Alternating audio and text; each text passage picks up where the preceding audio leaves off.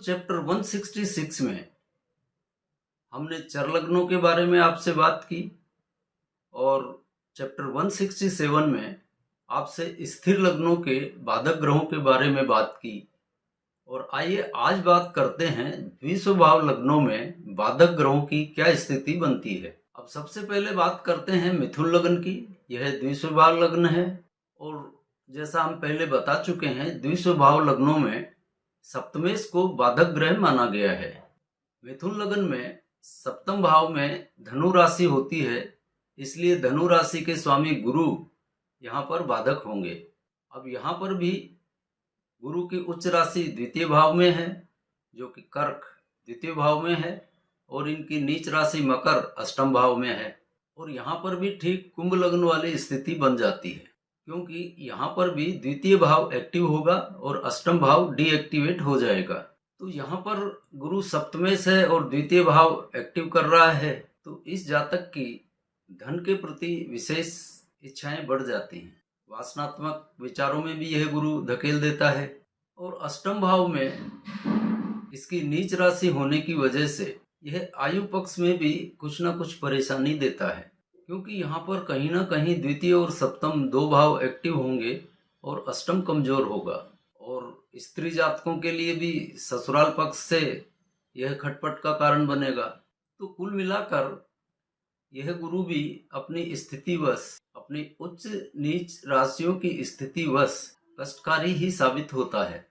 अब हम बात करें कन्या लग्न की, तो कन्या लग्न में सप्तम भाव में मीन राशि है, जिसके स्वामी की केतु होते हैं, तो यहाँ पर केतु बाधक हो जाएंगे। अब यहाँ केतु की उच्च राशि सिंह 12वें भाव में है और नीच राशि कुंभ छठे भाव में है, तो यहाँ 12वां भाव एक्टिव हो जाएगा और छठा भाव डीएक्टिवेट हो जाएगा। यहाँ पर यह केतु जातक को पूरी तरह से क्रियाशील बना देता है और उसकी सोच को खत्म कर देता है। इस जातक के ज्यादातर काम इस दशा में बिना किसी प्लानिंग के करता है, बिना सोचे समझे काम करेगा, कोई प्लानिंग नहीं बनाएगा, बल्कि जो मन में आया वह कर डालता है। और बिना प्लानिंग किए कामों का क्या नतीजा होता है यह तो आप अच्छी तरह जानते ही हैं। बहुत कम ही ऐसा होता है कि बिना प्लानिंग के कोई काम कर लिया और उसमें सफलता मिल गई, वरना तो प्लानिंग बहुत जरूरी होती है। और यहाँ इसको बाधक मानने से अभिप्राय यही दिखता है कि जातक की क्रियाशीलता बढ़ के उसकी सोच कम हो जाती है और वह बिना किसी प्लानिंग के ही उल जलूल काम करने लगता है, क्योंकि बिना किसी प्लानिंग के अति क्रियाशीलता कभी कभी बहुत बड़े नुकसान का कारण बन जाती है।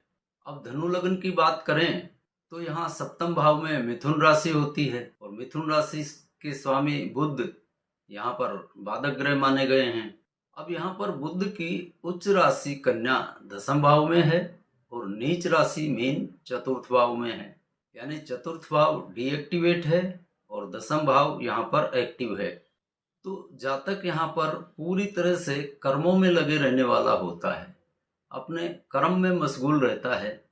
और चतुर्थ भाव जो कि सुख का है, उन सुखों से जातक को यह दूर कर देता है।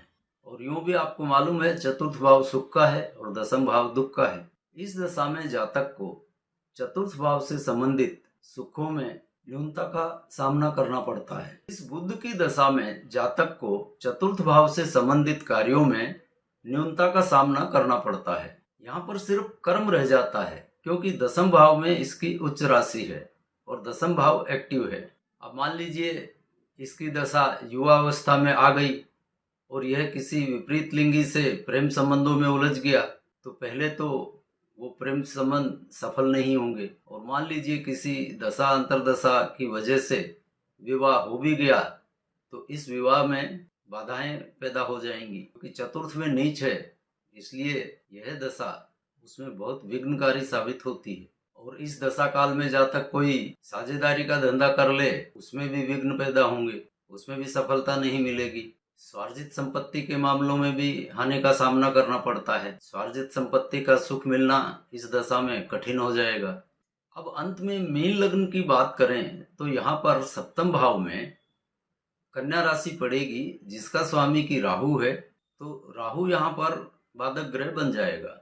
यहाँ राहु की स्थिति भी कन्या लग्न के केतु की तरह हो जाती है, क्योंकि राहु की उच्च राशि कुंभ 12वें भाव में है और उसकी नीच राशि सिंह छठे भाव में है। यहाँ पर भी यह राहु जातक की क्रियाशीलता को बढ़ाकर उसकी सोच को खत्म कर देता है, बिना प्लानिंग के काम करता है, जो मन में आया वह कर डालता है और नुकसान भी उठाता है। द्वादश भाव एक्टिव है तो खर्चा पानी भी खूब करता है, उसकी वजह से भी मुश्किलों में आता है। उतावलेपन में काम करना, अनाप शनाप खर्च करना, यह इसका स्वभाव बन जाता है। हमने चैप्टर 166, 167 और आज के चैप्टर 168 में आपसे सभी लग्नों में बाधक ग्रहों के बारे में बात की। अब इसका हम कंक्लूजन करें तो नतीजा यही निकलता है कि बाधक ग्रह भी अपनी उच्च और नीच राशि से ही संचालित होते हैं। उनके द्वारा फल भी अपनी उच्च और नीच राशि से दूरी के अनुसार ही मिलते हैं। मतलब जिस भाव में उच्च राशि है उसके फलों में वृद्धि कर देते हैं और जिस भाव में इसकी नीच राशि है उसके फलों में कमी करते हैं। और इसमें कारण यही है कि किसी भी एक भाव का फल उठाना ज़्यादा अच्छा नहीं होता है। जैसे जातक में दूसरा भाव बढ़ा हुआ है और वह खाली श्रद्धा के ही भरोसे रह जाए तो उसको कुछ फायदा होने वाला नहीं है, बल्कि वह पराश्रित सा हो जाएगा। यहाँ तर्क का होना भी बहुत जरूरी है। और चूंकि दूसरे भाव में एक्टिव है तभी श्रद्धा उसमें ज्यादा होगी, और अष्टम जो कि तर्क जिज्ञासा का भाव है उसमें कमी होगी। जिज्ञासा तर्क नहीं है तो श्रद्धा अनाप शनाप बढ़ेगी, और अनाप शनाप श्रद्धा का बढ़ना सांसारिक रूप से ठीक नहीं है। थोड़ी बहुत मात्रा में आदमी को तर्क, अपनी बुद्धि का भी उपयोग करना चाहिए। इन बाधक ग्रहों से घबराने की जरूरत नहीं है, बस इनके दशाकाल में एक संतुलन बनाए रखने की जरूरत होती है। अब इन बाधक ग्रहों की, जैसे हमने सभी लग्नों में बात की, उच्च और नीच राशियां तो फिक्स हैं, लेकिन फल तो वो अपनी उच्च राशि से कितनी दूरी पर बैठा है उस पर निर्भर करता है। तो इसलिए ध्यान रखें कि उच्च और नीच राशियों के फलों के अलावा उनकी दूरी कितनी है, सारा दारोमदार इस बात पर निर्भर करेगा। मुख्य फल वही मिलेगा। मान लीजिए बाधक ग्रह भी अपने उच्च राशि से अच्छी स्थिति में बैठे हैं तो वह अच्छा फल ही देंगे, और उच्च राशि से खराब स्थिति में बैठे हैं, जैसे षडाष्टक बना रखा हो, तो फिर वह खराब फल देंगे ही। यानी अच्छी स्थिति में बैठे हैं तो घबराने की कोई आवश्यकता नहीं है, और यदि अशुभ स्थिति में बैठे हैं तो जरूर उस पर विचार करने की जरूरत है और संतुलन बनाकर चलने की जरूरत तो यहाँ पर पड़ेगी। तो बाधक ग्रह की दशाओं को आप जरा सावधानी से देखें। खाली बाधक ग्रह मानकर ही किसी को भयभीत कर देना गलत होगा।